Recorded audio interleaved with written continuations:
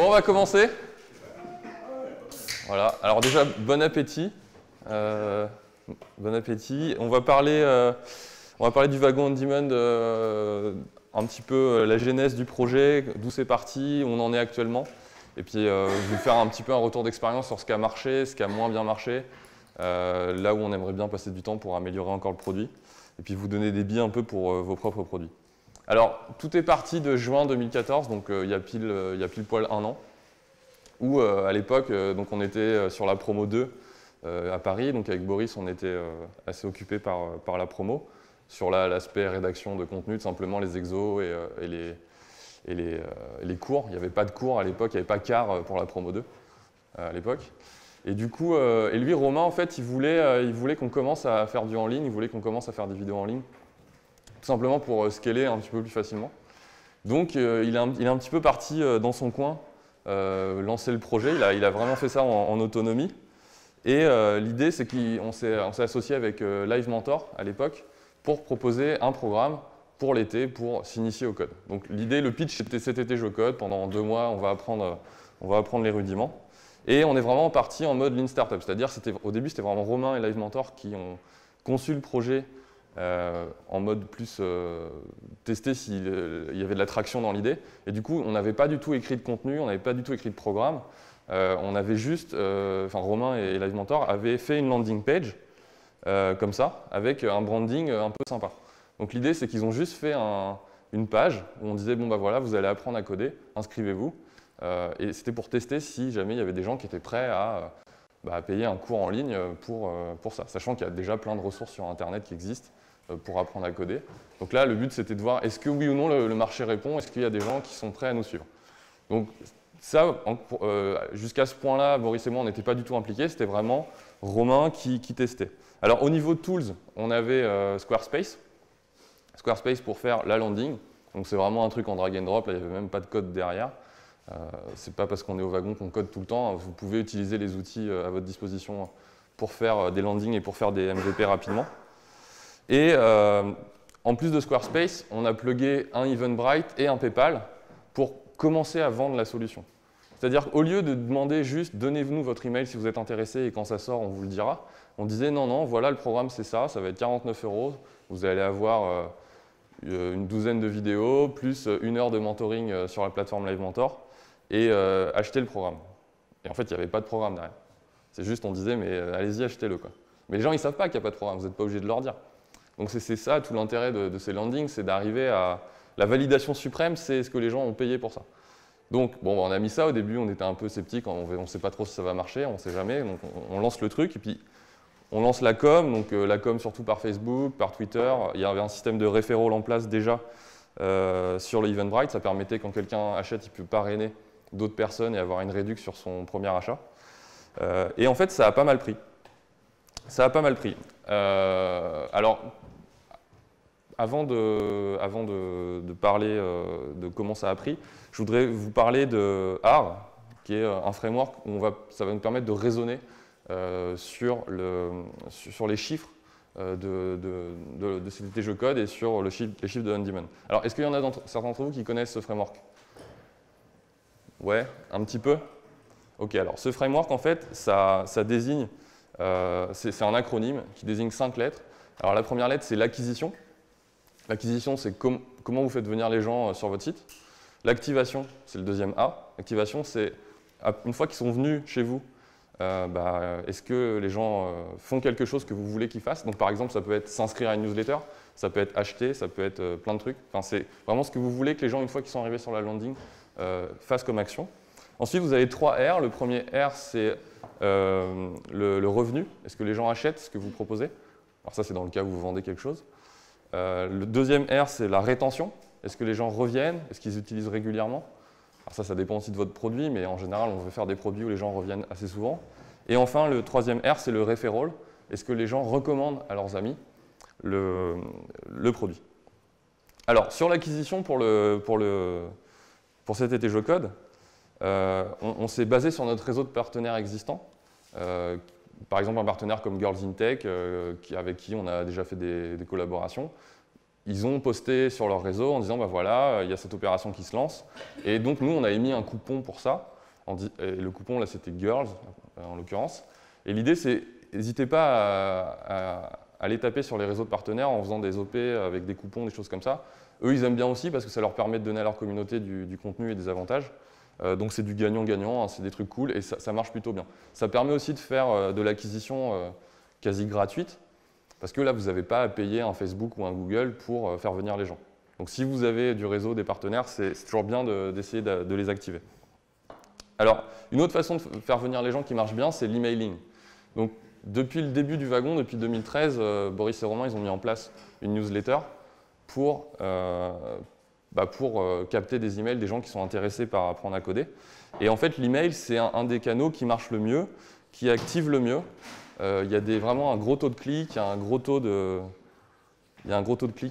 d'ouverture et un gros taux d'achat derrière. Donc là, en fait, on a tout simplement utilisé le MailChimp avec la mailing list qui a été créée depuis plus d'1 an. Et on shoot un petit mail comme ça à gauche et ça permet d'avoir pas mal de gens qui sont intéressés. Encore une fois, l'email, c'est quasi gratuit. MailChimp, ça coûte presque rien. Basez-vous beaucoup sur ça. Sur vos projets, c'est important de rapidement faire une base d'email de gens qui vont être intéressés par ce que vous faites. Dès le début, même quand vous n'avez pas encore de produit. Tout ça, on l'a fait, encore une fois. Il y avait juste une landing. Il n'y avait pas de cours, il n'y avait pas de programme écrit. Vraiment, pour l'instant, on ne vendait rien en fait, on vendait quelque chose qui n'existait pas. Bien sûr, on avait quand même l'intention de le faire, mais ce que je veux dire, c'est qu'on n'a pas attendu d'avoir produit le contenu pour commencer à essayer de le vendre. Parce que si on avait fait ça, on aurait pris le risque d'avoir produit un contenu qu'on ne vend pas, ce qui est ballot, pour dire un peu. Alors une autre façon d'acquérir des gens, toujours de manière gratuite, ça va être avec Twitter et Facebook. Donc Twitter, il ne faut pas hésiter à pinguer les gens ou alors faire une relation, essayer de rentrer en contact avec eux, mais pas en mode bourrin, en mode vraiment ouvrir une discussion. Et pas hésiter, les influenceurs sur Twitter, donc des gens qui vont avoir beaucoup de followers, essayer de rentrer en contact avec eux pour qu'ils relaient l'annonce. Alors c'est assez subtil à faire, il ne faut pas bourriner en mode regarde, on a ça, vas-y, poste-le parce que tu as beaucoup de followers, les mecs ils n'aiment pas. Mais il faut essayer de trouver quelque chose qui va les accrocher. Donc ça, chaque projet peut avoir une accroche sympa. Donc c'est du travail que Romain a fait. Et si vous avez des partenaires, donc ça je l'ai déjà dit, avec les coupons, c'est pas mal. Alors, un dernier truc que je n'ai pas mis, parce que je crois qu'on n'en a pas fait du tout, mais il y a de l'acquisition payante, évidemment. Vous pouvez payer un Google, un Twitter, un Facebook pour mettre du contenu sponsorisé. Google, ça va être du AdWords, c'est des liens que vous avez en haut des résultats de recherche.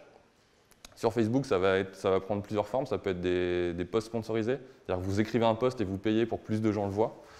Ça peut être des pubs à droite dans le flux. Qu'est-ce qu'il y a d'autre? Je crois qu'il y a des pubs vidéo aussi maintenant. Enfin, il y a pas mal de formats pubs. Et ça, le format Facebook, en fonction de votre cible, peut très bien marcher. Pour nous, ça marche bien sur l'on-demand. Sur cet été Geocode, on n'en a pas fait du tout. Mais la pub Facebook marche bien. Donc ça dépend vraiment de votre cible. La pub Twitter, on n'a pas essayé. La pub Google AdWords sur l'on-demand, on a essayé. Ça a été une catastrophe. Donc on a arrêté. Donc vraiment, il faut vraiment trouver votre canal pour ne pas dépenser votre argent là où ça ne convertit pas.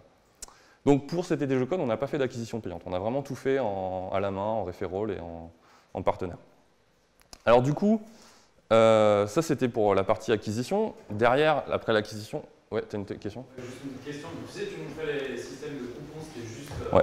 Un code, la personne elle répondait en mettant. En fait, dans Eventbrite, tu as un système de coupons. C'est Eventbrite qu'on utilisait pour la réservation et la personne, il y avait un champ code promo et elle a tapé le code promo et ça déduisait ça de son panier. C'était juste ça.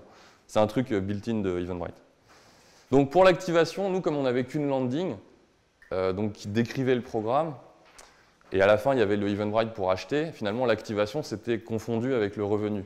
C'est-à-dire que si la personne achetait, c'est qu'on l'avait activé. Mais parfois, vous avez deux étapes différentes. Donc là, ici, pour le revenu, on a commencé à avoir du revenu qui rentrait. Donc des gens qui achetaient le programme. On a eu pas mal de referrals aussi, donc des gens qui recommandaient sur Twitter. Et par exemple, en haut à droite, on a Michael qui était content de démarrer. On avait aussi Yamagikono. Alors là, les deux en haut à droite, c'est ceux qui ont fait le wagon après, en octobre. Donc ils ont fait cet été Geocode et ils sont venus au wagon ici. Donc ça, en fait, on a eu pas mal de tweets de gens qui étaient motivés pour démarrer. Donc en fait, ils tweetaient qu'ils allaient apprendre à coder. alors que nous, on n'avait toujours pas tourné de vidéo. Et donc là, avec Boris, on était en mode bon, ok. Donc c'est cool, hein, franchement, quand vous avez ça, c'est cool. C'est des gens qui sont enthousiastes par rapport à ça et ça vous motive pour faire un truc vraiment bien. Donc sur le referral, ça encore une fois, c'est de l'acquisition gratuite. C'est les gens, ils postent pour vous de la pub et vous ne payez pas. Donc il faut essayer d'arriver à des mécanismes où vous avez ça. Alors après, sur la partie rétention, donc ça c'est a posteriori. Une fois qu'on a tourné le contenu et qu'on a fait une douzaine de vidéos, qu'on les postait au fur et à mesure de l'été, ça c'est pour vous montrer le nombre de vues des vidéos au cours de l'été pour chaque cours. Et en fait là vous avez une courbe typique d'un MOOC, c'est-à-dire les gens qui sont surmotivés au début, genre jusqu'à Bootstrap en fait. Et encore, il y a pas mal de déflexions. Et puis au bout de la moitié, vous perdez énormément de gens en fait.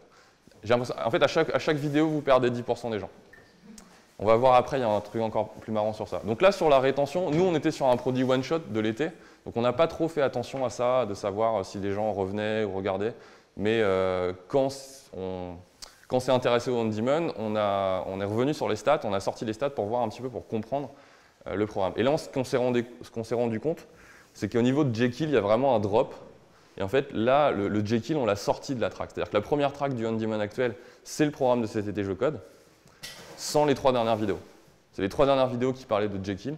Alors Jekyll, c'est un peu comme Middleman, c'est pour faire du GitHub page avec plusieurs pages. En fait, personne ne le regardait. Du coup, on s'est dit, on va couper ça, on garde ce contenu, peut-être qu'on le mettra sur YouTube, on verra, mais on va faire une track plus courte pour ne pas perdre les gens trop loin. Qui a fait cet été Je Code ici?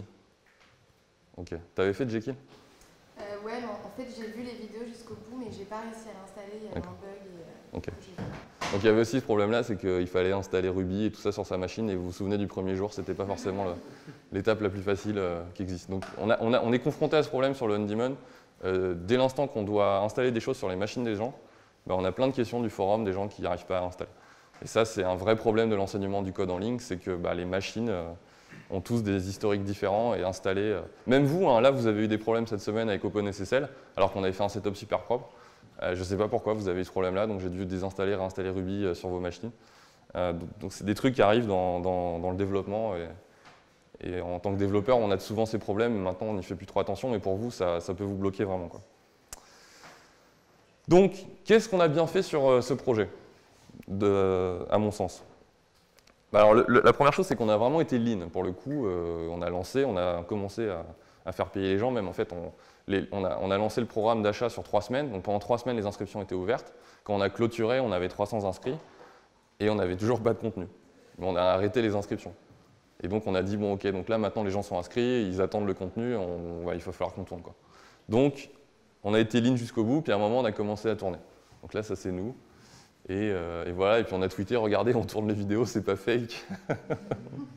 Donc voilà, c'était drôle. Donc bon, ça c'était les premières expériences de tournage vidéo, c'était assez difficile au début.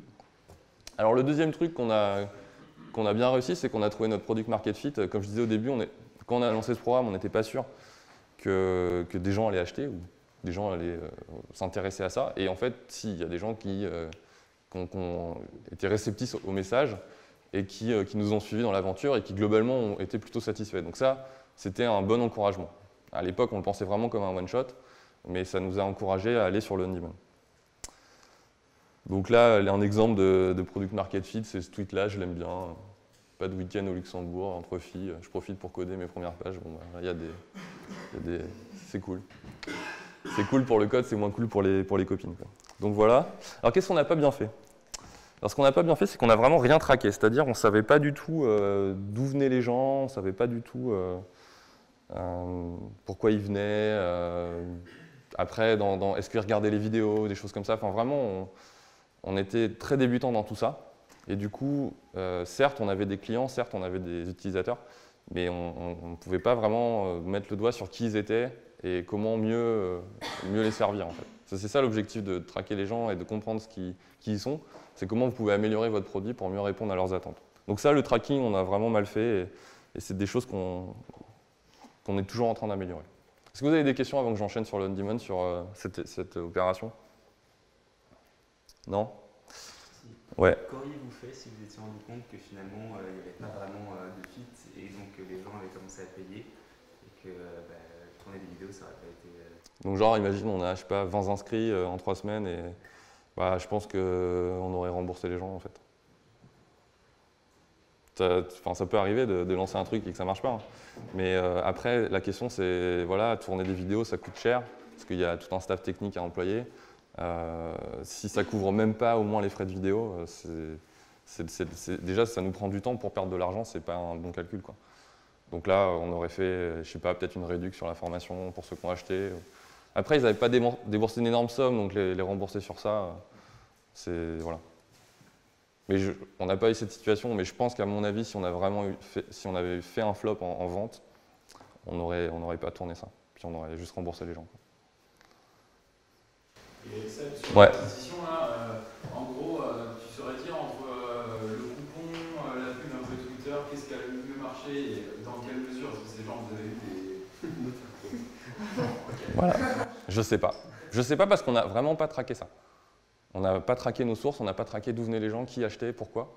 Et du coup, je peux pas te dire si c'était le parrainage, si c'était Twitter, si c'était Facebook, si c'était un coupon en particulier, je sais pas. Et c'est vraiment problématique, effectivement. Donc j'ai pas de réponse à la question de l'origine des gens. D'autres questions? Ok, alors on va passer au On-Demand maintenant. Alors On-Demand, c'est un projet qui a démarré le 21 décembre 2014, c'était le premier commit. Et on a lancé le 21 avril. Donc on a lancé 4 mois après. Donc on a lancé 4 mois après, et donc ça veut dire que pendant 4 mois, on a codé des trucs, et pendant 4 mois, il n'y avait pas de produit. Et à votre avis, 4 mois, c'est bien, c'est pas bien, c'est rapide, c'est lent, c'est quoi? Est-ce que tu peux régler le flou, s'il te plaît? Ouais. Ouais, c'est un peu mieux là, ouais, merci. Alors 4 mois, c'est long, c'est pas long? C'est pas mal. Pas mal, quand même. Ah, vous n'êtes pas ambitieux, quoi. Non, 4 mois, c'est super long, quoi. C'est super long, 4 mois. Ouais, mais t'as du contenu. Mais non, justement, parce que là, pendant les 4 mois, c'est sans contenu, en fait.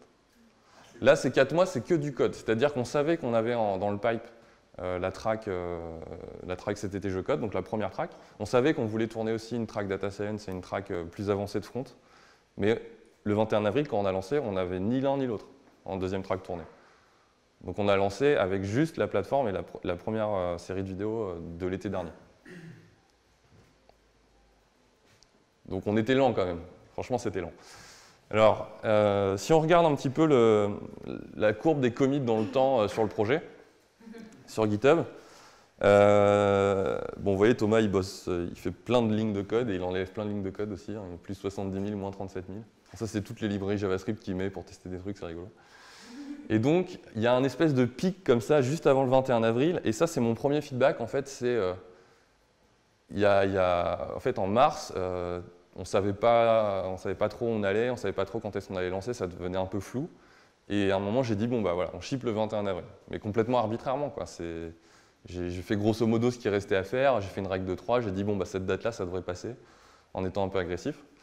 Et les autres, ils ont fait, ok, bon, d'accord, c'est la date de lancement. Et du coup, toute la team savait que c'était la date de lancement, au niveau communication, au niveau partenariat, dans les réponses qu'on pouvait faire aux gens, etc. Donc, à ce moment-là, c'est parti de juste une phrase que j'ai dit sur Slack, ça sera telle date, à tout un plan de communication. Donc à ce moment-là, vous ne maîtrisez plus la date de lancement. Mais c'est une bonne chose parce que ça vous force à sortir un truc. C'est pour ça qu'on a une courbe de malade, c'est que plus on se rapprochait de la date de sortie et plus on codait, quoi. Donc mettez-vous des deadlines. Si vous ne mettez jamais de deadline, bah, vous repoussez tout le temps et vous ne sortez rien. Donc c'est important de se mettre des objectifs pour mettre en prod, quoi. Ce qu'on a mis en prod le 21 avril, il y avait des choses qui manquaient, il y avait des choses, il n'y avait pas des choses cassées, mais il y avait vraiment plein de choses qu'on aurait voulu faire en plus, mais on a fait des arbitrages à chaque fois. Est-ce que ça, oui ou non, on en a besoin pour le 21 avril? Et à chaque fois, on pouvait vraiment faire non, dire non, non, là, on n'a pas le temps. Donc si vous n'avez pas une deadline précise, forcée, que vous ne pouvez pas décaler, vous allez toujours vous dire « Ah mais si, mais ça c'est bon, ça passe, ah mais oui, mais ça c'est pas très long, etc. » Donc là, non, vraiment, ça vous oblige à faire des grosses coupes dans le plan.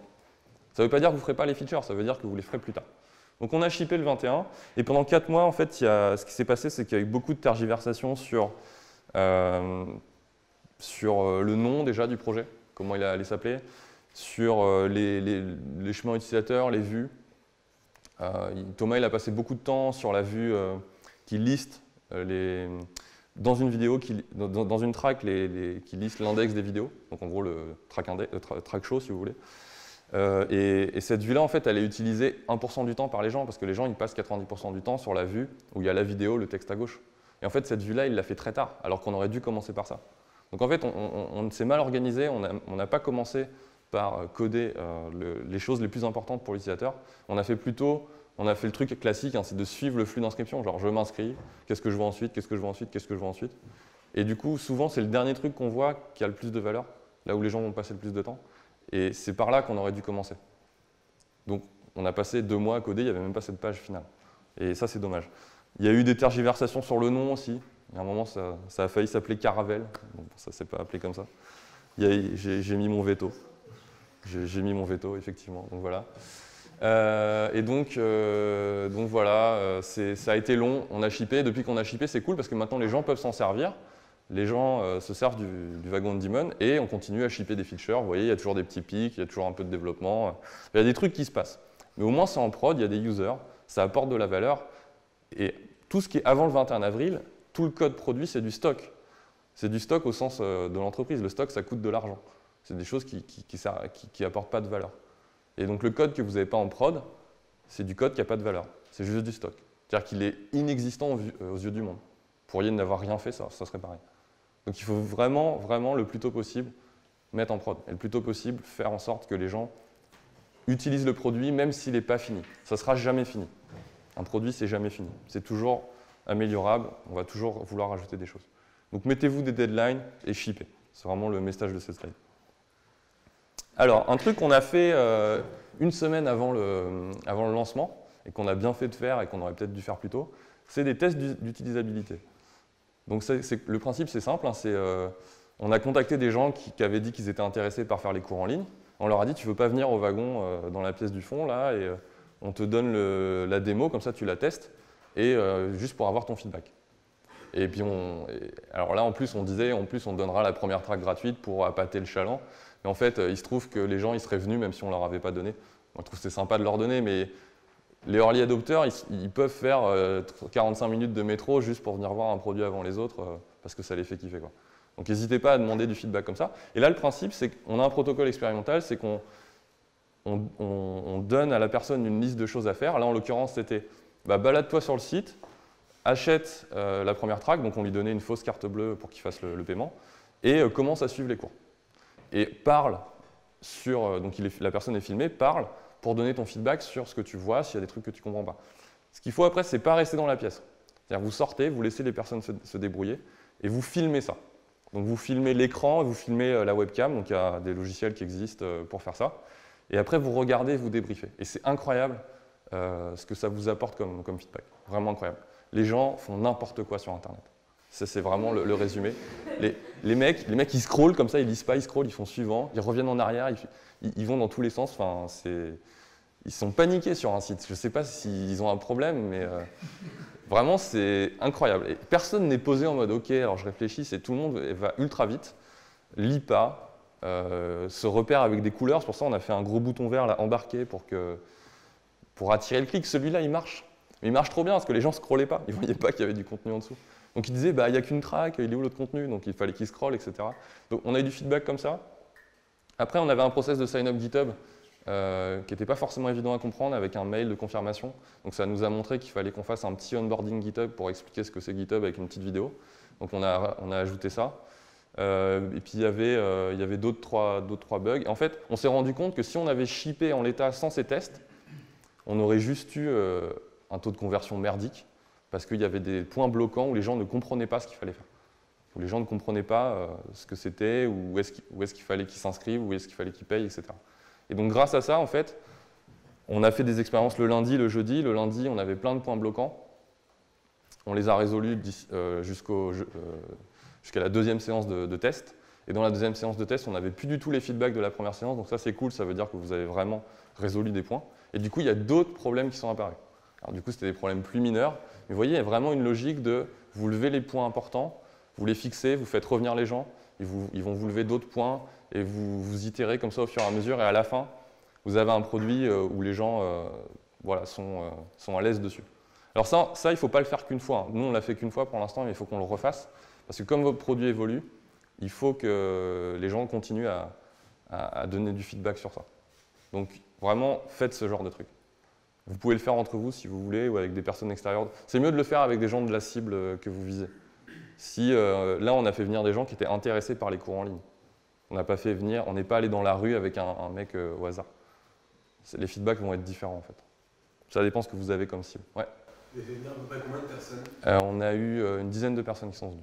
On a fait une séance à 5 et une autre à 5. Ça ne fait pas un énorme temps de dépouillement? Non, parce que chaque test c'était 10 minutes, 10-15 minutes. Donc, après le screencast plus le film? Ouais, donc c'est Cédric qui a fait ça. Cédric qui a fait les expériences plus le débriefing. Donc il revisionnait après et il notait, il nous a un compte rendu du texte et en fait il voyait 2 fois, 3 fois, 4 fois, 5 fois la même chose. Donc à la fin, ton screencast, tu le gardes en accéléré et c'est exactement la même chose, c'est exactement le même feedback. En fait, il y a beaucoup de ressemblances entre comment les gens utilisent le site et les points bloquants pour eux.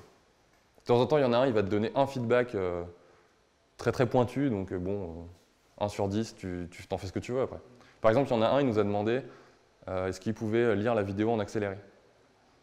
Par exemple, en 1,5 fois ou 2 fois, plutôt qu'en... Bah, en fait, ça ne sert à rien, mais si, il y a des gens qui l'utilisent en fait. Non, mais oui, il y a quelques groupes qui ont ça. Ouais. Mais on vient au point où si tu fais du lean au début, tu n'as pas besoin d'avoir... Voilà, oui, c'est ça. Donc, alors, mais du coup, là, pour le coup, j'ai regardé vite fait, parce que pour chaque point, j'ai regardé, et il se trouve que ça prenait moins d'1 heure à coder, donc on l'a codé, quoi. Mais tu vois, après, encore une fois, c'est des feedbacks que tu as parce que les mecs sont là et te disent. Mais sur un MOOC, je comprends que certains utilisateurs qui maîtrisent un peu le sujet, qui veulent réviser, aient envie de regarder plus rapidement. Genre les vidéos YouTube, les talks, les conférences, je les regarde en 1,5 fois sur YouTube parce que en général, le débit est assez lent en fait, et du coup, tu gagnes du temps comme ça, quoi. Donc effectivement, c'est une feature avancée. Mais ce n'était pas le truc qu'on a fixé en priorité, c'était vraiment le workflow d'onboarding pour embarquer les gens, quoi. Donc faites ça, c'est cool. Je vous posterai la vidéo de lui, je ne sais plus comment il s'appelle, mais qui résume un peu tous les problèmes qu'on avait, et ça vous donnera un peu une idée de ce que c'est comme genre de test.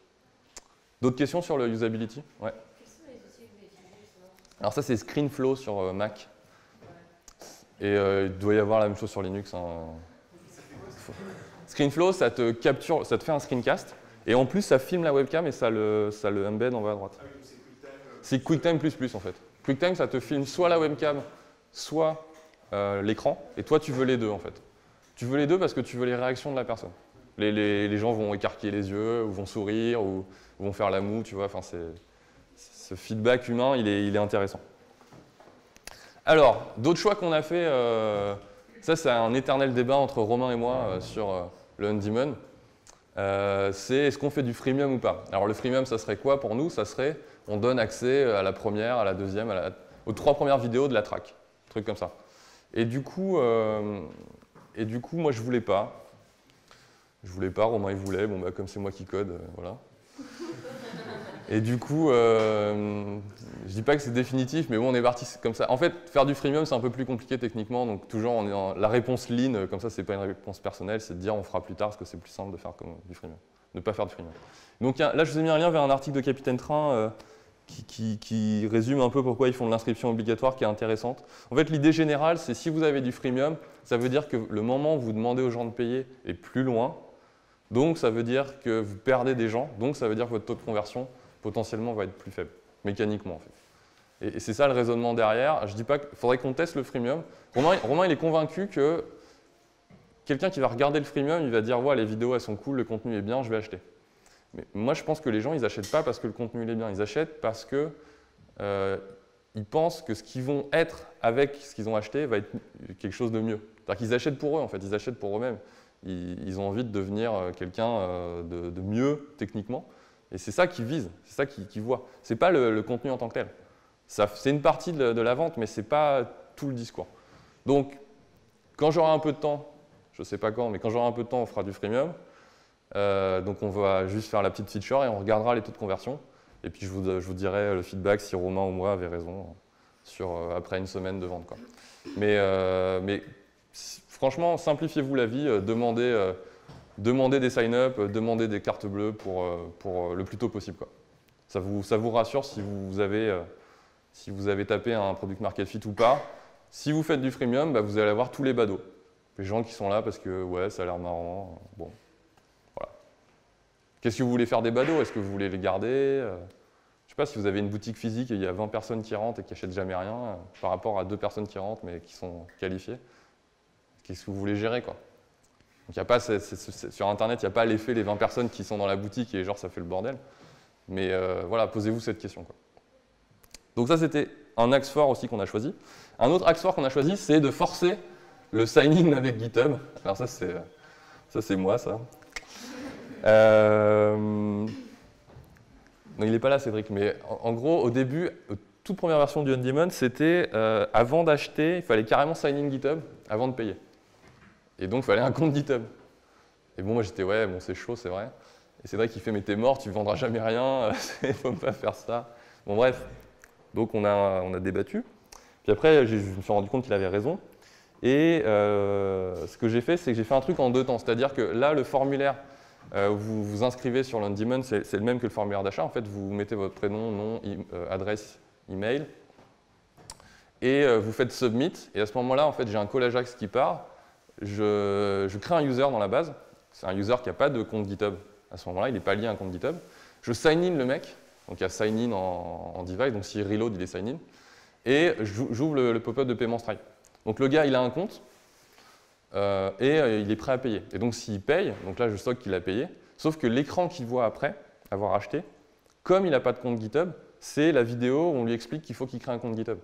Donc là, je lui demande qu'il crée un compte GitHub après qu'il ait acheté.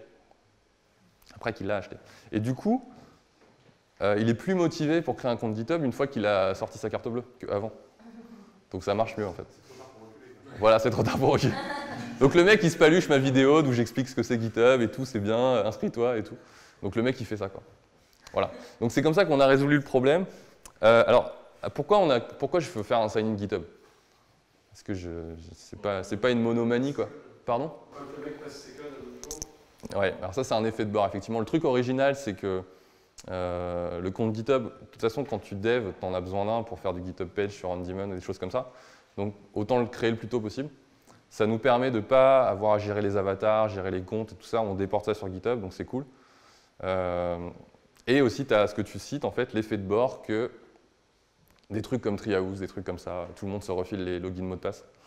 Là, sûrement, quand vous allez partir du wagon, vous allez vous créer des comptes et vous allez être 20 dessus sur le même compte pour partager les crédits de choses. Et quand on a un compte GitHub, on ne peut pas faire ça. Ou alors, on file son compte GitHub. Mais bon, en général, on ne file pas son compte GitHub. S'il y a du code à soi, etc. Donc, c'est plutôt cool. Voilà, donc ça, c'est le compte GitHub. C'était un autre des points forts qu'on a. C'était quoi les alternatives aux effets de bord c'était pas GitHub? Bah, sinon, on faisait un device normal, quoi, avec des users. Pour éviter qu'effectivement les gens se refilent des logins. Bah, en fait, si tu fais un device normal, email, password, ton email, password, il est lié à la plateforme sur laquelle tu es, donc les gens n'ont pas forcément de crainte de partager ça. Mais si tu fais un sign-in Facebook, uniquement, juste ça, si un mec doit se connecter avec ton identité, tu lui donnes accès à tout ton compte Facebook. Et je pense que tu es un peu réticent à faire ça. Tu vois? Pour GitHub, c'est pas aussi fort que Facebook, mais c'est ça l'idée qui est derrière, quoi. Et il y a plein de services où il n'y a pas de sign-in classique. Producton, je crois que c'est que sign-in Twitter encore. Donc c'est des trucs qui marquent une identité de plateforme. Nous, en faisant qu'un sign-in GitHub, on dit on est une plateforme pour les devs. Même si tu débutes, tu vas être un dev et tu vas être avec un compte GitHub. Donc c'est un choix qu'on fait, c'est un choix d'identité. Il y a des sites où vous arrivez, il y a 15 façons de se connecter. Il y a Twitter, GitHub, Google, LinkedIn, Facebook, enfin c'est n'importe quoi. Le problème de ça, c'est que vous vous loguez avec un des comptes et quand vous revenez le lendemain et que vous êtes délogué, vous ne vous souvenez plus avec quel compte vous êtes logué. Donc ça crée des comptes en doublon, enfin c'est le bazar. Donc ce que je vous conseille dans vos applis, si vous faites un OAuth, si vous faites une signature externe, vous choisissez un provider, juste un. Et à côté, vous pouvez faire un device classique email password si vous voulez, mais mettez pas 2 providers, ça va juste créer des doublons et des confusions.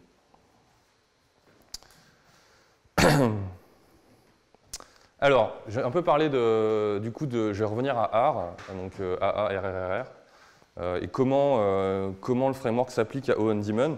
Donc comment on définit les différents éléments sur nous. En fait, il faut que vous preniez chaque lettre et vous vous posiez la question, bah, quel chiffre je vais mettre en face de cette lettre-là. Donc là, j'ai l'acquisition. L'acquisition, c'est tout simplement, c'est toujours pareil, hein, c'est d'où viennent les gens. Et donc là, ce qu'on va traquer, c'est, on va traquer 2 pages qui sont importantes. Bah, la page home, donc l'index, le slash, et les go pages. Alors une go page, c'est quoi? C'est une page qui vend une track en particulier. Donc ça va être track slash coder votre premier site web slash go ou track devenez data scientist slash go. Donc on a autant de pages go que de pages que de track. Je ne sais pas s'il y a une bouteille, j'ai un peu soif. Donc là on a l'acquisition. Alors l'acquisition c'est tout con. Hein. Vous avez excusez-moi, mais faut que je boive un coup. Donc l'acquisition, c'est tout con. Vous comptez le nombre de gens. Alors là, pour ça, les outils, vous les connaissez. Qu'est-ce que vous avez comme outil d'acquisition? Ouais, il y a Google Analytics, tout simplement. Il y a quoi d'autre? Ouais, il y a Mixpanel. Donc Mixpanel, je vais un petit peu en parler dans la presse. Donc c'est vraiment d'où viennent les gens. Alors derrière, il y a l'activation. Alors l'activation, pour nous, c'est un sign-up. En fait, quand vous arrivez sur le Wagon on Demand, vous avez un bouton Sign in with GitHub en haut, et on peut se sign in directement. Donc avant l'achat, on peut avoir une phase d'activation, on va regarder est-ce que les gens se sont connectés sans acheter. Donc ça, c'est notre activation. Donc est-ce que les gens sont intéressés? Alors après, on a le revenu. Alors le revenu, c'est assez simple. Hein. Nous, on vend un truc à prix fixe, donc on va juste compter le nombre d'achats qu'on a eu par jour, et on va pouvoir tracer ce genre de courbe. Alors, avant-dernière lettre, on a le referral. Et donc, le referral, c'est est-ce que les gens ont acheté avec un coupon d'un autre utilisateur. Donc, sur le Wagon on Demand, vous pouvez partager vos liens et vous avez la personne qui s'inscrit avec votre coupon, elle a 30 € et vous aussi, vous avez 30 € pour la prochaine track. Et en fait, nous, notre chiffre, je vous donne un peu des chiffres qu'on a depuis 2 mois. On a 16% des achats qui ont été faits avec un buddy référeur, c'est-à-dire avec un parrain. Donc 16% des achats, c'est par parrainage. Donc c'est plutôt bien, quoi. C'est plutôt un chiffre intéressant. Ça veut dire que sans le parrainage, il y aurait eu 16% des gens qui potentiellement ne seraient pas venus. Alors peut-être qu'ils seraient venus quand même, mais en tout cas, 16% des gens sont venus grâce à d'autres personnes qui ont fait de la pub pour nous. Donc c'est de l'acquisition qu'on n'a pas payée. Alors ensuite, la rétention. Donc la rétention, c'est est-ce que les gens utilisent votre produit? Là, on a un funnel sur Mixpanel où ça vous montre, pour la track coder votre premier site web sur les 90 derniers jours, je crois, vous avez ce qui s'est passé. Alors, la courbe de gauche, enfin l'histogramme de gauche, c'est purchase, c'est le nombre de gens qui ont acheté la track. Et après, vous avez l'événement start course. Donc, start course, c'est l'événement, la personne commence à regarder une vidéo. Et donc, elle regarde la première vidéo, elle regarde la deuxième vidéo, la troisième vidéo, etc., jusqu'à la vidéo 12. Et vous voyez déjà entre la première et le deuxième histogramme, vous avez un drop de 25%. C'est-à-dire qu'il y a 25% des gens qui ont acheté la track et qui n'ont jamais regardé la première vidéo. Donc c'est assez chaud quand même. Des gens, ils ont payé un truc et un quart ne s'en servent même pas. Donc soit c'est des gens qui l'ont acheté parce qu'ils avaient vu la promo et ils comptent le faire plus tard. Donc ils défèrent un peu l'utilisation. Non, tu n'as pas de limite dans le temps. Donc il y a ça. Soit c'est des gens qui, à un moment, se sont ultra motivés, allez, je me mets à coder, et allez, j'achète le truc, et puis en fait, non. Voilà, mais c'est vrai, en fait, quand vous, finalement, achetez une track sur le Wagon on Demand, c'est un peu faire un pas vers là où on veut aller, et puis ça donne du reward, quoi, et puis ça s'arrête là. Il y a une étude qui montre que quand on annonce les objectifs qu'on a, on est moins motivé à les faire. Une étude américaine qui a montré ça sur vraiment un vrai truc scientifique, donc c'est... Vos objectifs perso, si vous dites je veux envie de faire ça, et dans votre cerveau il y a un truc qui se passe, c'est qu'il y a un truc qui coche la case, c'est bon, j'ai commencé à le faire, juste parce que vous l'avez énoncé. Donc faites gaffe à ce mécanisme, quoi. Et donc après on a un drop à peu près de 15%, de 10-15% entre chaque vidéo, ce qui fait qu'on a un taux de complétion de 10%. Et il faudrait que je regarde un peu s'il y a de la littérature sur les MOOC, sur les complétions. Mais j'ai l'impression que ce qu'on avait sur cette idée jeu code, c'était le même ordre de grandeur. J'ai l'impression qu'on perd tous les cours, on perd 10-15% des gens. Donc il y a plein de drops. Alors est-ce que c'est un drop où il faut s'inquiéter? Est-ce que c'est un drop de qualité? Est-ce que on fait chier les gens? C'est pas intéressant? Ou est-ce que c'est trop compliqué? Du coup, on les fait chier aussi. C'est pas une histoire de densité, non? De densité? Parce qu'il y a une track, elle est juste hyper riche, quoi. Bah, en fait, Oui, c'est pas un effet. dès la première vidéo, un drop de 15%, c'est beaucoup. Même si la première vidéo est un peu... En général, la première vidéo, elle est simple, c'est une première vidéo d'install. Première vidéo sur coder votre premier site web, c'est install Sublime Text, install Chrome. Je pense que ça va, quoi. Tu peux encaisser, quoi. Et peut-être que tu dis, bon, Tu fais juste ça, quoi. Genre, c'est bon, j'ai appris à faire ça et je m'arrête là, quoi. Tu vois, c'est chaud. À la rigueur, je suis d'accord avec toi dans le temps. Mais moi, je m'attendrais à avoir une courbe plate sur les 3-4 premières vidéos. Un truc où tu tiens au moins 3-4 vidéos. Mais non, il y a déjà du drop dès le début, quoi. Le côté installation, effectivement, ça doit faire plonger un peu le truc. Moi, j'ai fait des MOOC web où t'as pas ça, et au début, tu te dis, ouais, c'est parti, ça commence tout de suite. Là, t'as des qui se disent, effectivement, je suis moins motivé parce que c'est Git, c'est machin. Ah non, mais c'est pas Git, hein, c'est juste Chrome et Sublime Text. Hein. Là, c'est gentil. Hein.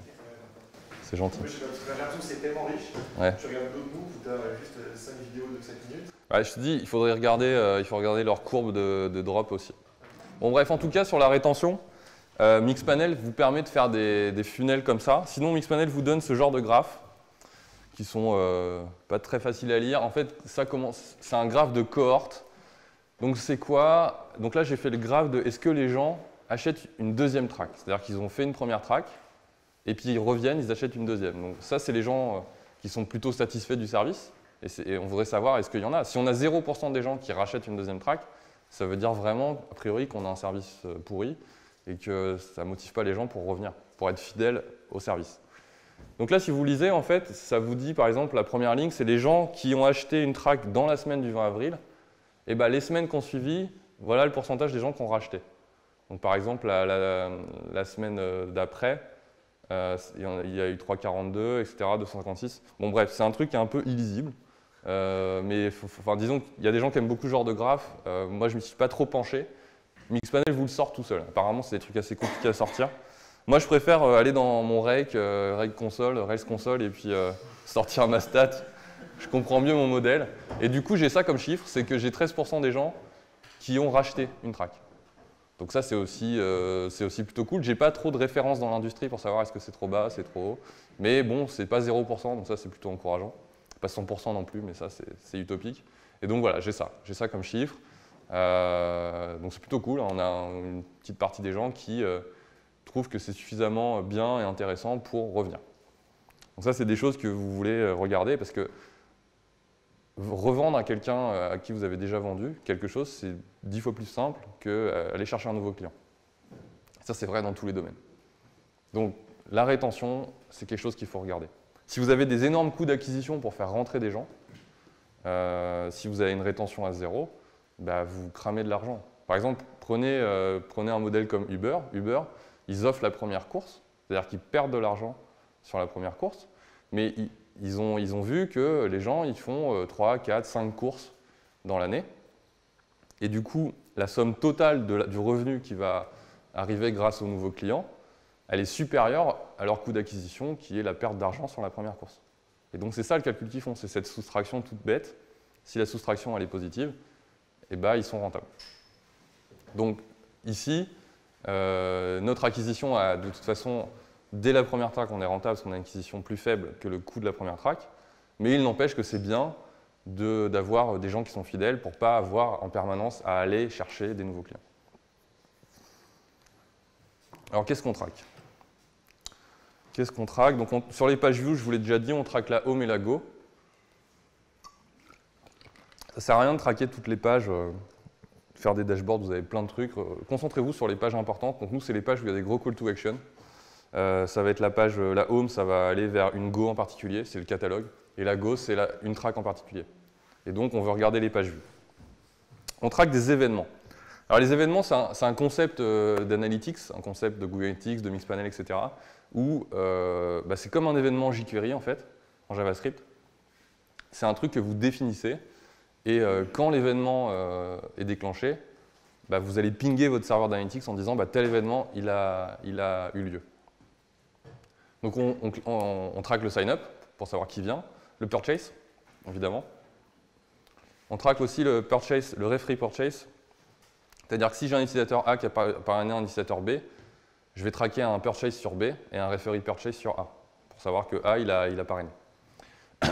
Ensuite, j'ai start course, finish quiz, et j'ai aussi refund, mais ça, il ne marche pas très bien. Bon, bref, start course, finish quiz. À chaque fois qu'un mec démarre une vidéo, je traque le fait qu'il a démarré la vidéo. Et quand il a fini un quiz, je traque qu'il a fini un quiz. Comme ça, je sais où il en est à peu près dans la track.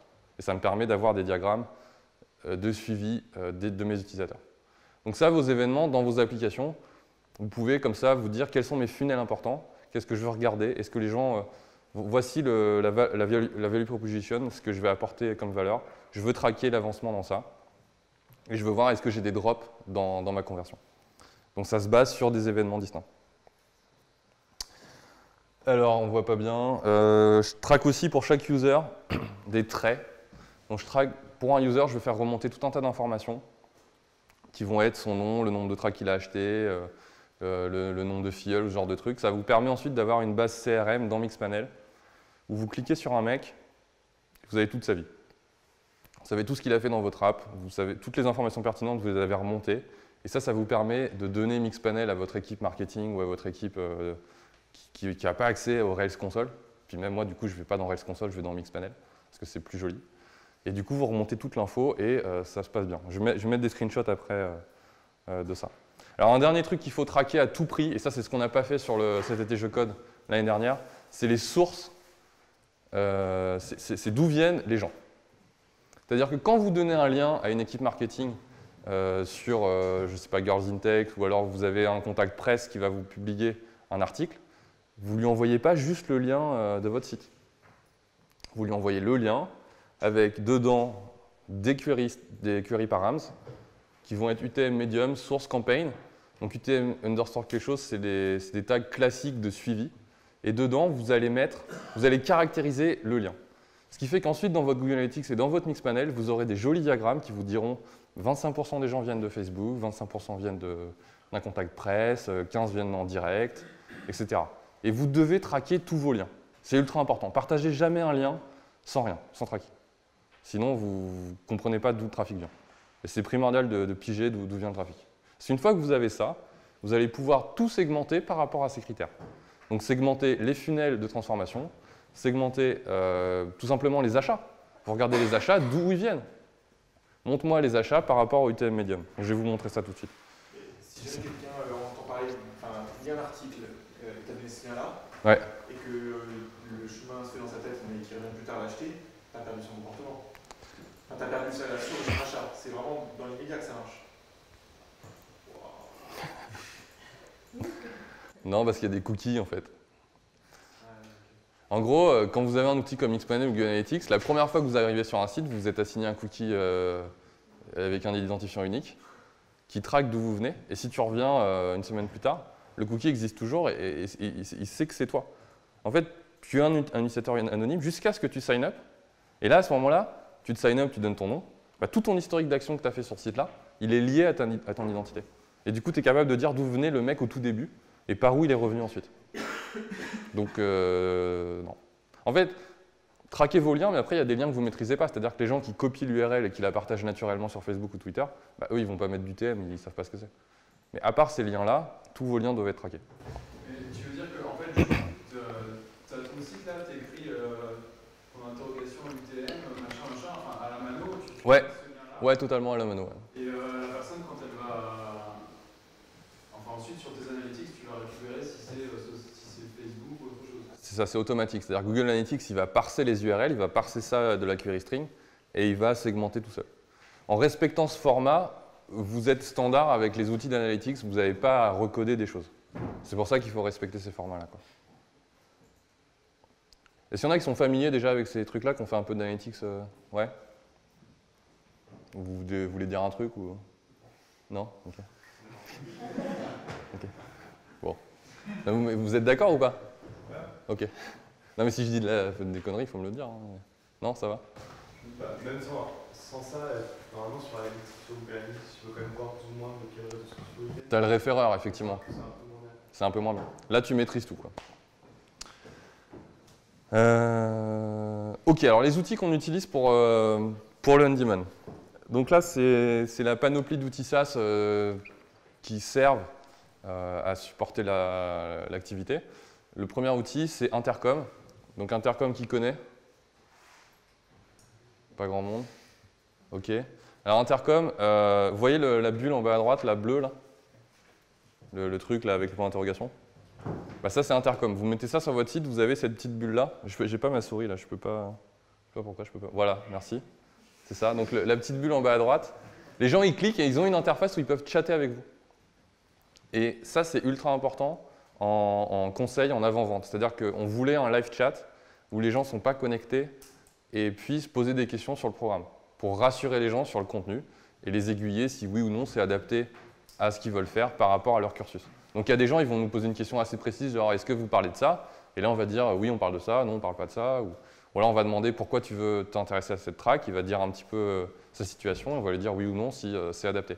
Donc là vous avez vraiment un discours en mode à la Fnac avec le vendeur, mais bon avec des vendeurs compétents. Et du coup vous avez ce genre d'outil. Et ça, c'est ultra puissant, ça convertit un truc de malade. C'est-à-dire que en fait, on a un channel Slack où tous les gens qui parlent, ça irrigue le channel Slack. On voit les gens parler, on voit les réponses aussi des collègues. Et puis, on voit que le mec dit « Ah, merci de m'avoir renseigné ». Et 2 minutes après, on voit le paiement Stripe qui tombe dans le channel Slack, c'est juste ouf. Donc ça, en outil avant-vente, c'est très puissant. C'est un outil d'avant-vente, c'est un outil de support aussi. C'est-à-dire qu'une fois que les gens sont logués, ils peuvent vous poser des questions. Et vous avez tout le contexte d'où ils en sont, sur quelle page ils sont, qu'est-ce qu'ils ont acheté, est-ce qu'ils ont commencé le cours ou pas, enfin, vous avez quel navigateur ils utilisent. Vous avez énormément d'informations pour les aider au mieux. Donc, vous n'allez pas passer par un decision tree, un arbre de décision classique en mode est-ce que vous avez redémarré votre navigateur ou des trucs comme ça que vous pouvez connaître. Vous avez direct de l'info pertinente sur ça. Ouais. Et ça, comment vous l'avez relié à vos outils? Parce que j'imagine qu'il n'y a pas un truc de wagon qui est toute la journée sur un mode à attendre qu'un mec parle. Ah oui. Comment le... En fait, quand on code, on a un onglet qui est ouvert et puis ça fait une petite musique si quelqu'un parle.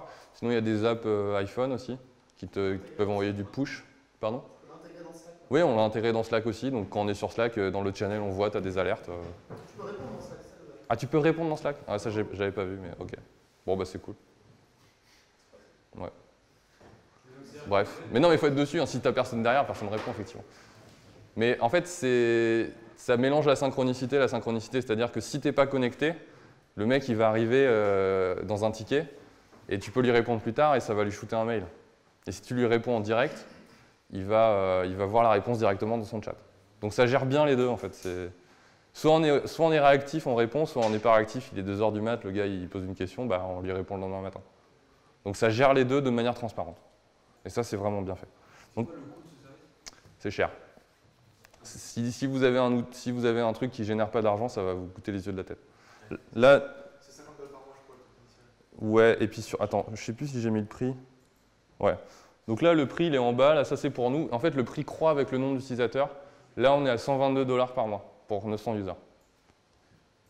Donc, c'est une certaine somme quand même. Après, vu le nombre de gens qu'on convertit avec ça, bah, en une conversion par mois, on a remboursé le prix de l'abonnement. Donc, il faut qu'il y ait du flux et il faut qu'il y ait du revenu. Quoi. Donc, à quoi ça ressemble? Je ne sais pas s'ils ont un trial ou quoi, mais en tout cas, c'est vraiment bien. Franchement, c'est... T'as 14 jours d'essai. Ouais, c'est léger. 14 gros jours, quoi. Ouais, non, mais voilà, c'est ça. De toute façon, là, les outils dont je vais parler, il y a un moment, ils deviennent payants rapidement. Donc, à quoi ça ressemble? En fait, vous avez un flux de conversation au milieu. À gauche, vous avez les gens avec qui vous parlez. Et à droite, vous avez des infos sur les gens. Donc là, en fait, on est en train de parler avec quelqu'un qui n'est pas connecté. Et vous voyez, là, par exemple, il pose des questions sur le bootcamp de Bruxelles. Et du coup, on peut dialoguer avec lui. Donc ça, c'est l'aspect live chat. C'est des trucs que vous pouvez connaître a priori. Ensuite, vous avez un aspect CRM. À gauche, vous avez tous les filtres qui existent, y compris vos filtres à vous. Donc vous voyez, moi j'ai coché le filtre Purchased Track for comprenez enfin JavaScript, donc la track JavaScript. J'ai dit, bon, bah, montre-moi tous les gens qui ont acheté la track JavaScript. Donc en gros, qui l'ont précommandée parce qu'elle n'est pas en ligne encore. Et pouf, ça me sort les 29 gars qui l'ont déjà précommandé.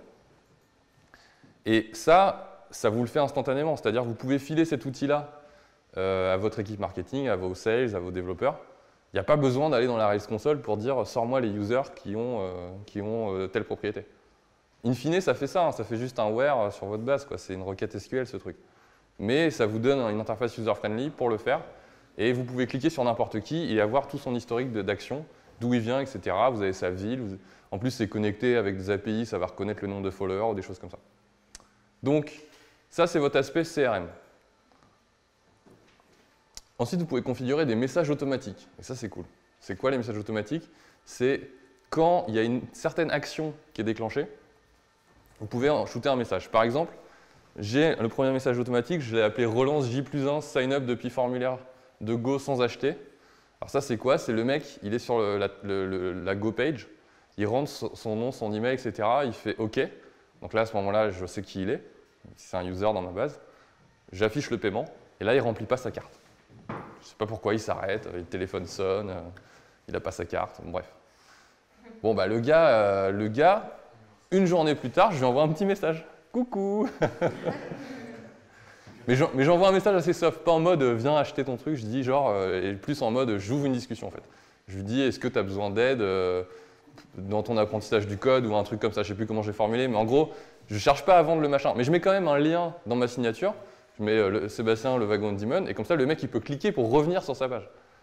Donc c'est assez subtil, et en fait ça vous montre le taux de conversion en fait, pour chaque message automatique, et ça c'est trop bien, une fois que vous l'avez mis en place, bah, vous oubliez, puis ça shoot du mail, de temps en temps les mecs répondent, vous engagez la discussion, de temps en temps ils rachètent direct sans vous poser de questions. Enfin, voilà, c'est une manière de relancer et vous n'avez pas à implémenter ça dans votre appli Raise. C'est directement dans l'outil. J'ai un deuxième truc, c'est au bout de 3 jours qu'un mec a commencé son premier cours, j'envoie un petit mail en lui demandant est-ce que ça va. Donc là, ce n'est pas du tout un objectif financier ou autre chose, je veux vraiment savoir si ça va, quoi. Et j'ai 51% des gens qui répondent à ce mail.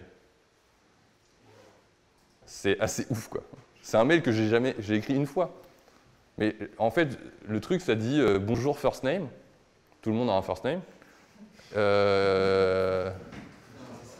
Et je sais plus, un truc du style, est-ce que ça va ou comment ça se passe ton premier cours? Et j'ai 50% des mecs, ah merci pour ton email. Mais c'est trop bien parce que souvent ça ouvre une discussion, donc du coup je réponds, enfin voilà. Et j'ai très peu de gens qui voient que c'est un truc automatique en fait. Tu vois, il n'y a pas un lien se désinscrire en bas, un truc comme ça? Alors pas sur Intercom, tu es obligé de mettre le lien se désinscrire si tu fais des envois de mail à plus de 100 personnes, comme sur Mailchimp, quoi. Mais sur un mail transactionnel d'une personne, tu n'es pas obligé de mettre le lien unsubscribe. En fait, il y a un seul détail que tu pourrais le détecter, c'est le email from. C'est un mail, c'est pas mon mail perso, c'est un mail Intercom. Mais les personnes, ils vont pas lire l'email from, ils vont juste lire le first name, last name. Il n'y a que vous maintenant qui allez lire ces trucs-là.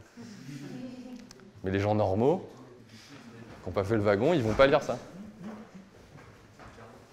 Donc en fait, ces outils, s'ils sont mal utilisés, ça va vous faire passer pour un robot qui envoie des mails auto. Donc ça a l'effet inverse que ce que vous voulez.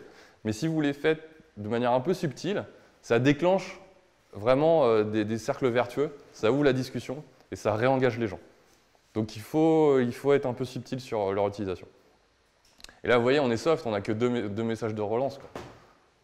On pourrait en avoir une vingtaine, on pourrait avoir pour plein d'actions différentes. Là, je vous ai montré les courbes, on a 15% de drop entre chaque cours. Je pourrais faire des messages auto, ou à chaque fin de cours, si au bout de 3 jours, il n'a pas attaqué le cours suivant, je lui envoie un message, attaque le cours suivant. Des choses comme ça, quoi, pour forcer la personne à suivre la suite, quoi. C'est le code académique, vous envoyez des mails, bravo, vous avez codé 3 jours de suite. Ouais. C'est fort. Bah, c'est ce genre de mécanisme. Alors après, quand vous avez des mécanismes métiers très complexes avec beaucoup de choses, Intercom va montrer des limites. Mais là, pour l'instant, ça ne montre pas de limites avec nous. Alors, un autre écran que vous avez, Intercom, ça vous permet de faire du Mailchimp, c'est-à-dire que vous avez une base de users et que vous voulez envoyer un mail de promo. Là, en l'occurrence, j'ai shooté un mail pour dire que c'était le dernier jour de la track de Boris. Et du coup, en fait, ça me permet, je sélectionne tous les gens qui ont acheté la track 1 et je leur pousse la track 2. Donc comme ça, je vise vraiment très spécifiquement et dans mon mail, je peux dire exactement que le mec, il est en train de suivre la track 1, alors je lui suggère la track 2. Et je ne suis pas en train de shooter à 2000 personnes où je ne sais pas trop où ils en sont. Donc plus vous faites des mails spécifiques, plus les gens ça va résonner pour eux, quoi. D'accord? Donc ça, Mailchimp, Intercom vous permet de le faire. Et là, j'ai eu un mail qui a été ouvert à 75% avec 20% de clics et 5% de reply. 20% clic, c'est pas mal. Donc ça, c'est pour de la messagerie plusieurs. Donc ça, je vous ai montré le prix déjà. Des questions sur Intercom? Ouais. Ça a l'air très joli comme ça, mais à implémenter sur ton site, ça se passe comment au niveau de prix? Alors, en fait, la seule chose que tu as à faire, c'est... il te donne un bout de code, un peu comme Google Analytics, et tu le colles sur ton site, et ça marche. Ça marche pour faire du live chat et tout. Par contre, tu dois intégrer tes users. C'est-à-dire qu'il va falloir que tu mettes la gemme Intercom, qui va se plugger à ton user device, et quand il y a des updates de users ou quand il y a des créations de users, ça va pousser les infos. Ça, c'est une première façon de l'implémenter. Nous, on l'a implémenté avec un autre système, et je vais en parler juste après. Non, c'est Segment. Je vais en parler juste après. D'abord, je vais parler de Mixpanel. D'autres questions d'Intercom avant? En fait, ça fait tout ton CRM. Ça fait ton CRM, ouais. C'est pas juste le live chat. Non, c'est pas juste live chat, c'est vraiment du CRM. Ok, alors Mixpanel. Mixpanel, ça va vous permettre de faire de l'analytics. Intercom, c'est vraiment orienté CRM, communication, j'envoie du mailing à mes gens. Mixpanel, c'est je vais traquer ce qui se passe. Mixpanel, vous allez déclencher des événements pour des actions utilisateurs. Là, je vous montre la courbe de purchase dans le temps sur le mois de juin. Et donc, sur le mois de juin, il y a un gros pic au début du mois de juin, c'est quand ça, c'est la track data quand elle est sortie. Il y a pas mal de gens qui l'ont acheté parce qu'elle était en promo. Et puis après, vous avez l'évolution au fur et à mesure. Donc, il y a des jours ça vend, des jours ça vend pas. Bon, bref, c'est des trucs un peu chaotiques. Et ça vous sort la stat, en fait, et vous pouvez l'afficher comme ça, sous forme de courbe. Vous pouvez facilement sélectionner l'intervalle de temps. Bref, vous n'avez pas d'outils d'analytics personnel, d'intranet à faire, à développer. Vous pouvez utiliser directement ce genre d'outils. Donc ça, c'est assez pratique. Ça va vous sortir des courbes aussi comme ça. Vous pouvez segmenter. Donc là, par exemple, je vous montre les purchases en fonction de la track. Donc ça, c'était les purchases globaux. Toutes tracks confondues, là, c'est les purchases par track. Donc j'ai une couleur par track, et vous pouvez voir ce qui se passe en fait dans le temps pour chaque track. Vous allez voir aussi des diagrammes comme ça. Au lieu de l'avoir dans le temps, vous le mettez sur une plage de temps, vous avez votre camembert de combien de tracks j'ai vendu pour chaque track possible. Et donc là, vous voyez, c'est les 2 tracks de front codés au premier site web et devenus développeurs front-end qui sont les plus vendus sur le site actuellement, enfin sur le mois de juin. D'accord? Donc ça vous sort toutes ces statistiques instantanément et c'est plutôt bien foutu. Alors vous avez d'autres trucs. Tout à l'heure, je parlais de tracking, de UTM campagne et tout ça. Bah là, je vous montre les purchases en fonction de d'où viennent les gens. Et là, vous voyez, le principal vecteur d'achat, c'est Navbar Wagon. Et le deuxième vecteur d'achat, c'est Top Banner Wagon. Alors Navbar Wagon, vous avez sur le site, vous avez le navbar, vous pouvez cliquer sur programme, vous avez full stack ou on demand. Et Top Banner, c'est la bannière qui est en gris là, ou violet, je ne sais plus. Et vous cliquez sur ça. Donc ça représente 40% des ventes. Ça veut dire quoi à votre avis? Ouais, et pourquoi ils achètent par là en fait? Hein? Ouais, mais pourquoi on n'a pas on paye des pubs Facebook, pourquoi on n'a pas 25% des gens qui achètent par Facebook? Parce qu'en fait, on a des gens qui achètent par Facebook, c'est les trucs, la track 4 préco, track 2N préco, enfin les petits trucs là qui représentent chaque fois 5%, c'est du Facebook ça. C'est que dalle hein, là. En fait, grâce à ces statistiques, on s'est rendu compte que les gens qui commandaient, c'est des gens qui connaissaient le wagon. C'est-à-dire ils achètent par le site du wagon parce qu'ils ont tapé le wagon dans Google, c'est parce qu'ils connaissent la marque en fait. Et c'est ça qui est notre valeur, c'est la marque qu'on représente et la valeur qu'on a derrière. Et donc les gens font confiance dans la marque et le vecteur d'achat principal c'est ça. Donc peut-être qu'ils voient des pubs Facebook, peut-être qu'ils achètent un peu, mais en achat directement après une pub, on a très peu de conversion. Et c'est normal, c'est une somme assez, enfin on les vend pas à 10 balles les trucs, donc c'est une somme assez conséquente. Donc en fait Facebook, du coup on a un peu changé notre politique, on amène du trafic pour renseigner les gens sur ce qu'on fait, et on ne cherche pas forcément à vendre par Facebook, on ne cherche pas à optimiser pour les conversions. Et donc voilà, on s'est rendu compte de ça, et du coup il faut qu'on capitalise encore plus sur la marque Le Wagon, sur nos programmes et sur ce qu'on représente. Donc ça c'est les stats par UTM Campaign, et vous pouvez tout segmenter, tous les événements par n'importe quelle propriété. Donc vous pouvez segmenter les sign-up par UTM Campaign, vous pouvez segmenter le start course par UTM Campaign. Vous pouvez segmenter le purchase par city, si vous voulez voir les achats dans les villes, des choses comme ça. Enfin, vraiment, vous avez un truc infini de combinaisons par un outil qui est très user-friendly. C'est cher? Alors Mixpanel, en fait, ils ont un truc où si tu mets le logo Mixpanel sur ton site, le badge en fait, en disant ce site utilise Mixpanel, tu as le droit à 100 000 événements par mois, je crois, un truc comme ça, et du coup c'est beaucoup. Et enfin, tu tapes pas tout de suite la limite. Donc là, pour le coup, Mixpanel, vous pouvez les mettre gratuitement. Alors ça vous fait des funnels aussi, donc ça c'est le funnel de purchase depuis la Go. Donc là, sur le mois de juin, on a eu 5000 vues sur la Go et 93 achats. Donc là, on a un taux de conversion de moins de 2%, donc c'est pas extraordinaire. C'est du taux de conversion qui s'apparente pas mal à de l'e-commerce. L'e-commerce, en général, c'est entre 1 et 4%. Donc là, on a des progrès à faire un peu peut-être sur la landing ou sur la proposition de valeur, sur ce qu'on vend exactement sur cette Go pour faire monter un peu ce pourcentage-là. En acquisition, on est pas mal, on a eu pas mal de vues quand même. Donc bref, ça, dans Mixpanel, ça vous le sort tout de suite en fait. On n'a rien codé, hein, encore une fois. On a juste levé les événements view, levé les événements purchase, et derrière, on recombine tout dans Mixpanel. Alors, quand vous cliquez sur le 1,87%, ça va vous montrer l'évolution du taux de conversion par jour. Donc ça, encore une fois, vous n'avez rien codé, vous avez directement cette statistique. Et ça vous montre, vous voyez, il y a des jours à 4%, il y a des jours à 0 en fait. En gros, on a des points morts, quoi. On a des moments où c'est le week-end, ou je sais pas, il faudrait regarder si les points morts c'est le week-end ou pas. Enfin bref, disons que ça vous donne des infos sur les moments de la semaine où les gens sont plus susceptibles d'acheter. Et ça, sur les e-commerce, vous constatez ce genre de truc aussi. C'est le week-end là. Ok. Bon. C'est pas étonnant en même temps. Alors, ça c'est la vue d'une personne. Et à droite, vous avez toutes les propriétés que Mixpanel a glanées sur lui. En plus, les infos qu'il a données, donc l'adresse de facturation. Et là, vous avez tous les historiques, à gauche, vous avez tous les historiques des événements. Et ce que je vous disais, là, vous voyez, on view go page, start course, view go page, start course, purchase, des trucs comme ça. Donc pour une personne, vous êtes capable de retracer toutes les actions utilisateurs que vous avez traquées sur cette personne. Donc c'est assez puissant. Et ça se fait dès la première visite, même quand il n'y a pas de sign-up. Donc de manière anonyme. Et quand il y a un sign-up, ça colle l'identité entrée avec tout l'historique d'actions anonymes. Alors, il y a un outil qu'on a mis en place mais qu'on n'a pas utilisé, c'est Optimizely. Optimizely, c'est pour faire de l'A/B testing. Donc, bon, on est un peu nul à ça. Donc, j'ai pas trop de feedback sur ça. C'est quand vous savez pas trop un wording, une couleur. Genre là, Thomas, il a été parti sur un saumon au début, puis après on a mis du bleu. Alors au début, on s'est dit, attends, on va faire de l'A/B testing. Alors du coup, on a fait une page A saumon, une page B bleue.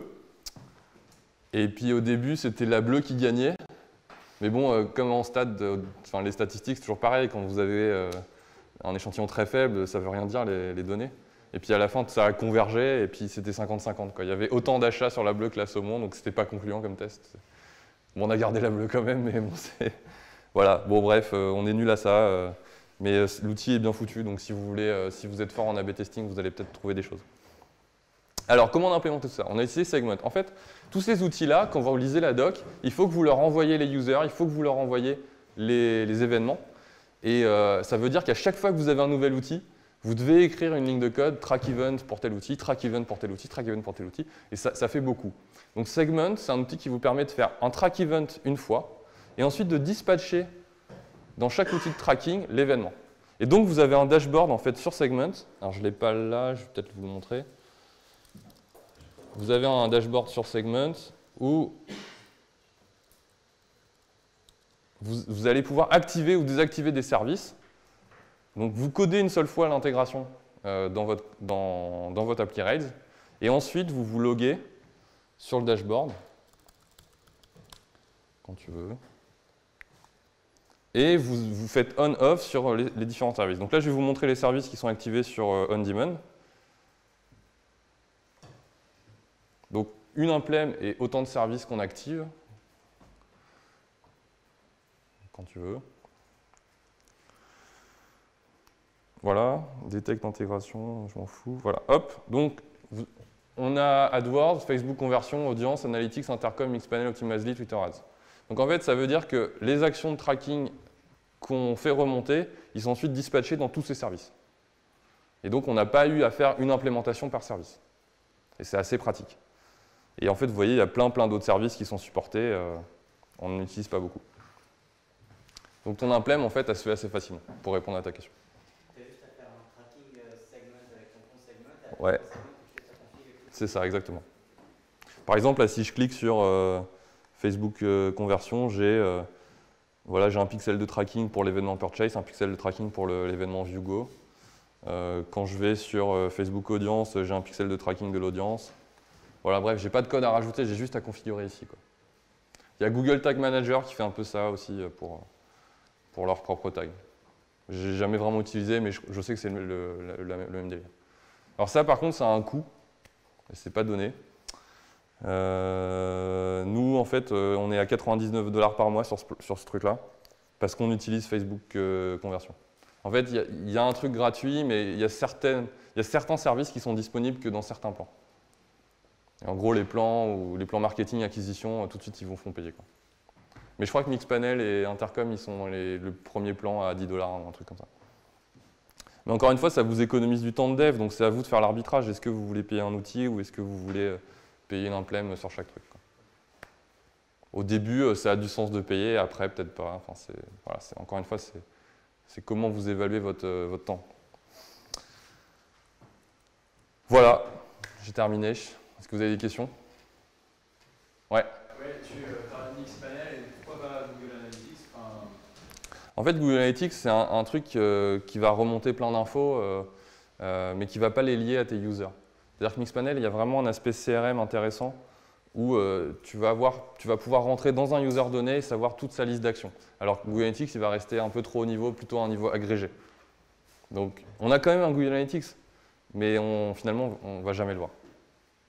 On va vraiment voir que Mixpanel. D'autres questions? Non? On va retourner coder. Ok, bah merci.